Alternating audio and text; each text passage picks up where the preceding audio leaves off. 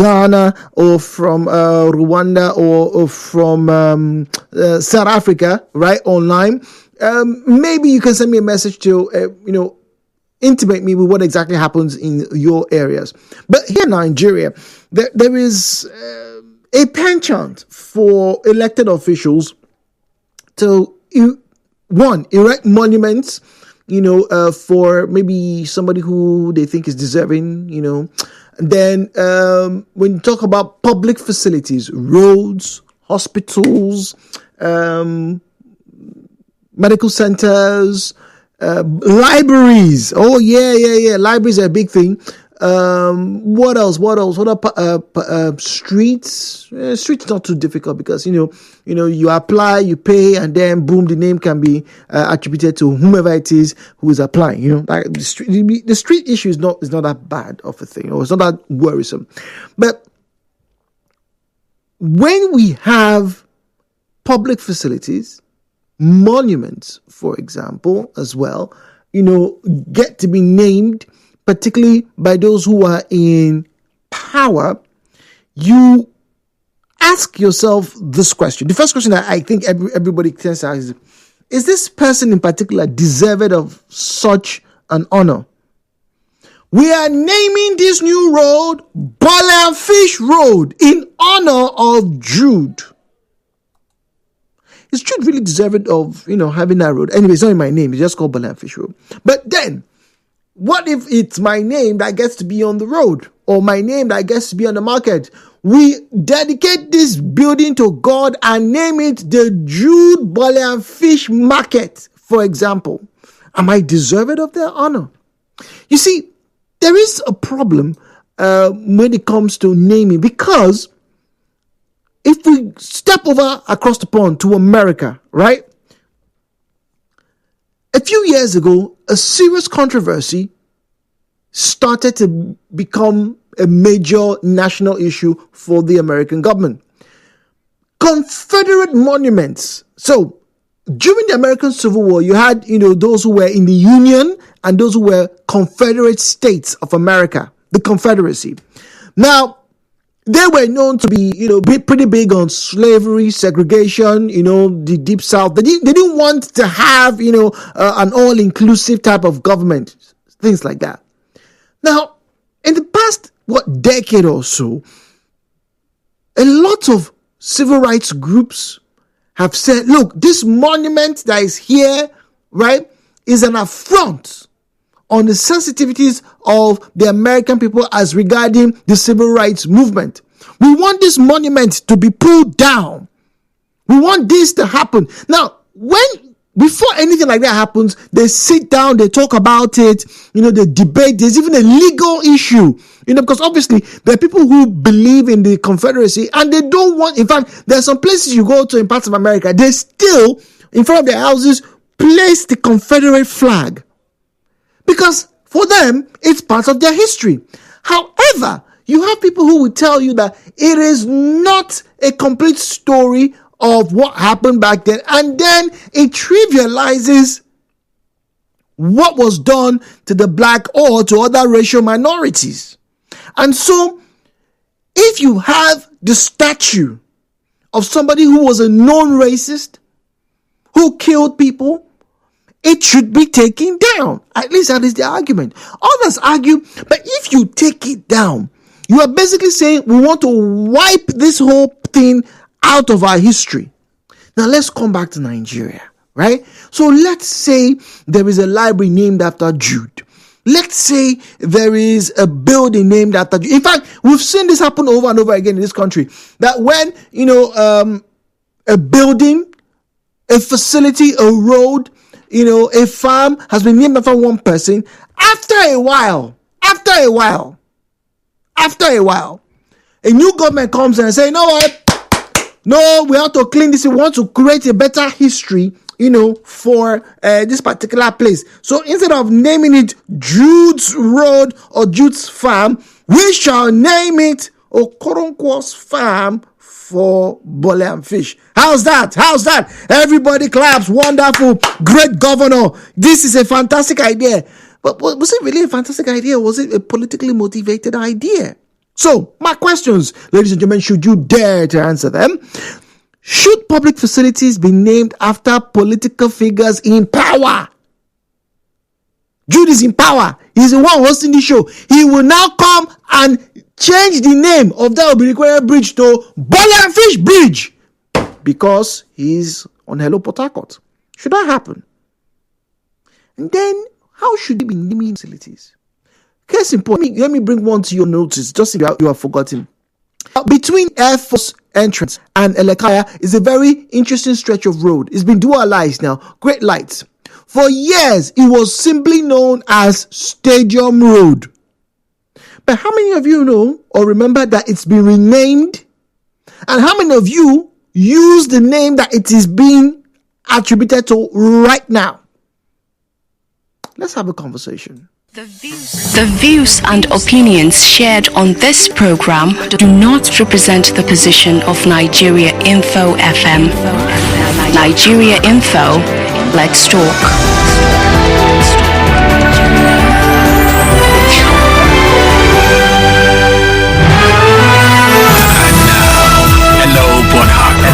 With Jude on 92.3 Nigeriainfo.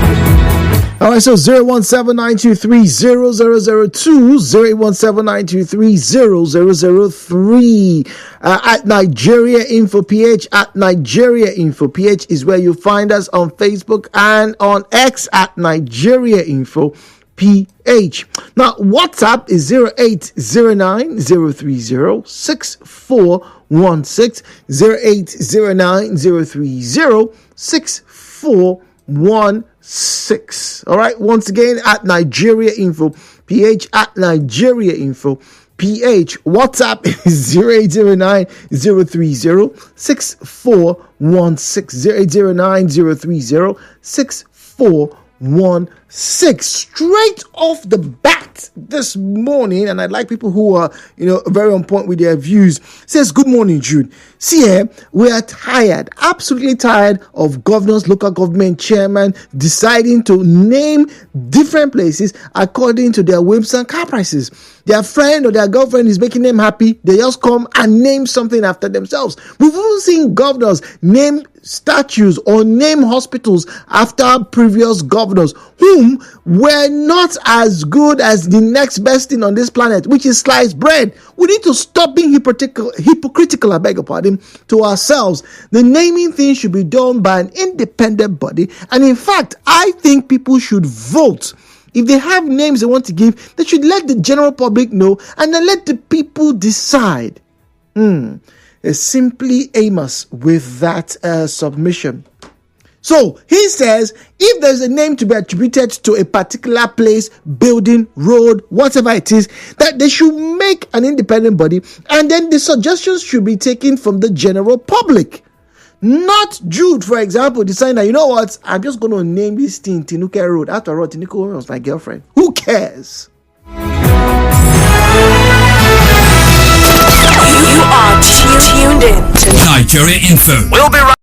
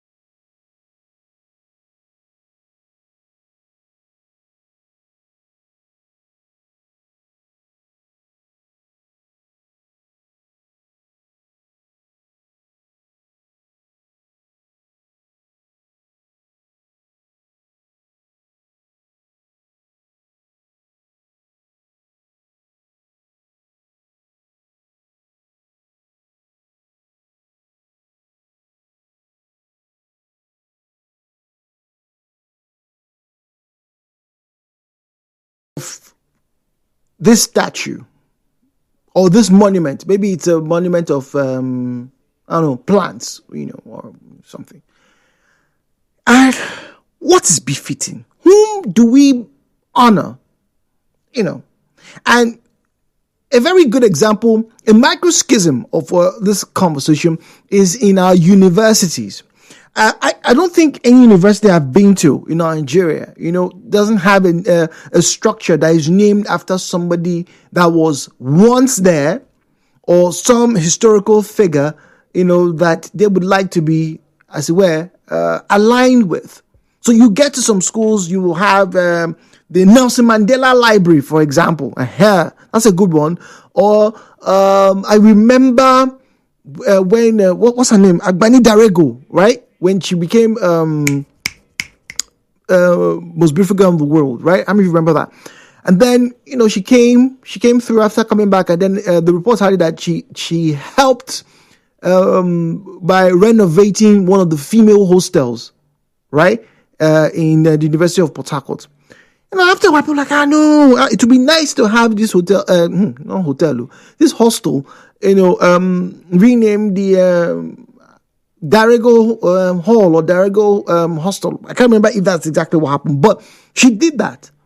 And then, those of you who are Unilag, how many of you remember the very famous, those of you who are Gen Z, you probably don't know how famous this thing was back in the early 2000s, right? It was pretty famous for us, my cousins there. By the time I got into school, this hall was even more famous than Echo Atlantic Hotel.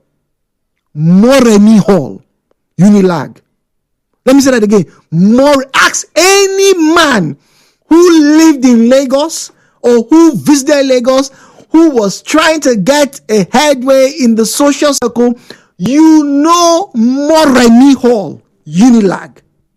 But a lot of people don't actually know why it was named Moremi Hall. So, what exactly should be the reason for something or some facility to be named after an individual? And let me say this so that, I don't forget, nobody accuses me of being biased. Right? Ladies and gentlemen, you know how everybody say, we want to name this place after this great bishop. What about our shrines? What about our local artifacts? Should not rename them after some of the great men and women we have as historical figures? It's a monument for tradition. Why don't we create a shrine for Madioha, Port Harcourt, or show Lagos? Or what exactly is the big deal? Name public facilities to people or historical figures. I'm pretty big on this one. I would love to see a hall, a building, a road named Shango, or indeed beautiful, recreation of what our shrines used to look like in 1855, for example, and say this is a replica of what the shrine used to be, and we're dedicating, in fact, we're going to name it the Shango Shrine of